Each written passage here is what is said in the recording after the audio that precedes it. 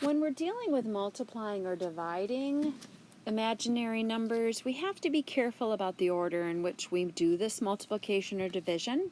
We have to make sure we convert to I format before we do any multiplying.